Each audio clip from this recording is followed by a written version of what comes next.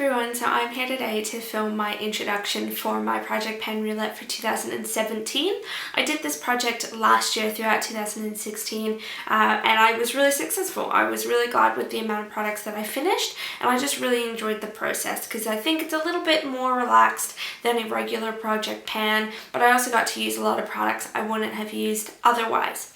So basically, a Project Pen Roulette means that I have different categories written down on slips of paper. I draw them out at random and then I pick my products based on those categories. Mine run year long, though last year I also did a seasonal one when I finished 13 by Halloween.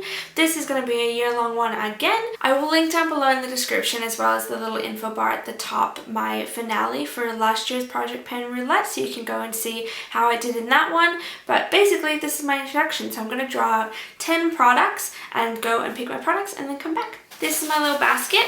I have mostly all the same categories I used last year, but then I added some from my finished 13 by Halloween.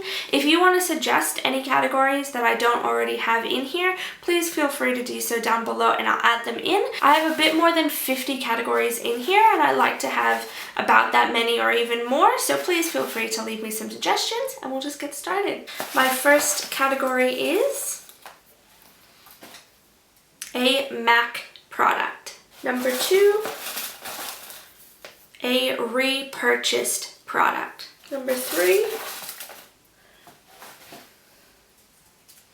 a blush. That's going to be a hard one. Number 4, an unfinished Project Pan product. Number 5, something hyped up on YouTube. That one's going to be fun as well. Number 6,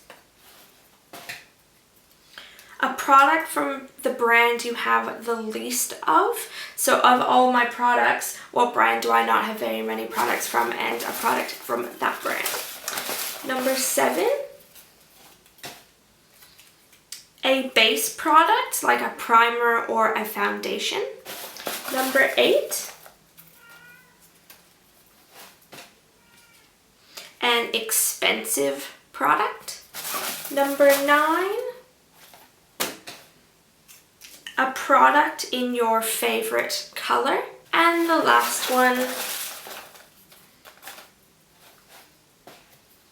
something you regret purchasing. So all of those were pretty positive except for that last one. So now I'm going to go and pick out my products and I'll be right back. And I'm back to show you the products that I've picked for each category. I'm really excited about this project now that I've picked out all my products, because it feels like it's going to give me some more focus, because the past few weeks I haven't really been focusing on any products in particular, and I'm just really excited to get some more use out of things. So let's just jump right into it. For something I regret purchasing, I've chosen this miniature Ilia tinted lip conditioner in the shade Blossom Lady. It is this tiny little one here. I got it in a Christmas set this past Christmas. It came with Arabian Nights and Bang Bang, and I regret purchasing this because this tiny little bullet of tinted lip balm cost me about $11, and I think that's absolutely absurd. I really shouldn't have purchased it, but I just got a little bit caught up in the hype and purchased it. So I would like to finish up this little baby. It contains 1.4 grams of lip balm. For a product from the brand you have the least of, I chose a product from Nudestix because I only have one product from them. This is the Eyebrow Stylus Pencil and Gel in the shade brown or dark brown. No, just brown. It's got a brow pencil on this side, one with a little triangle angled tip, and then on this side it's got the brow gel.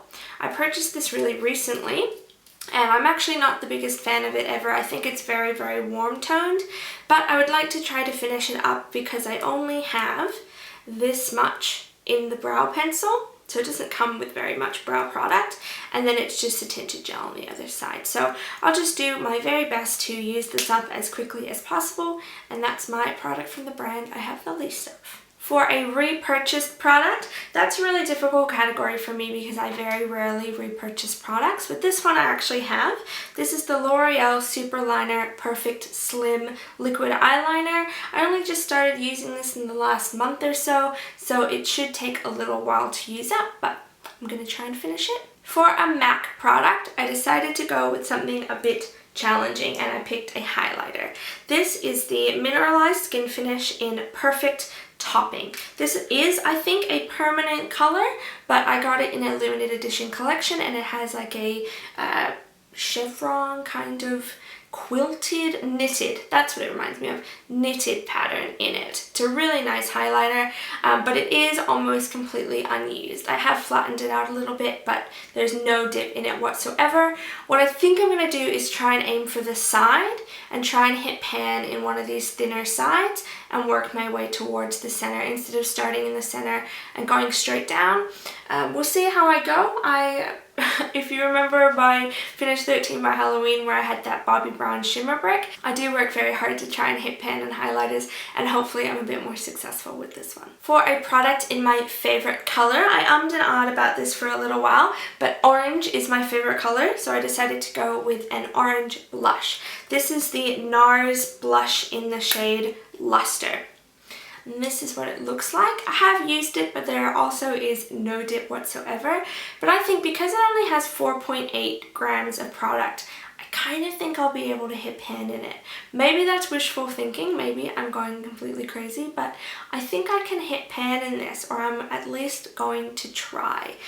This is a really beautiful kind of shimmery burnt orange color, and it looks really nice and glowy on my skin, especially during the summer months, so I'll get some use out of it at the moment. Then I have something hyped up on YouTube. For that one, I decided to go with the Marc Jacobs Invisible Undercover Perfecting Coconut Face Primer. This did get a lot of hype when it first came out. It doesn't get a whole lot so much anymore, but I think just generally the Marc Jacobs brand is pretty hyped here on YouTube.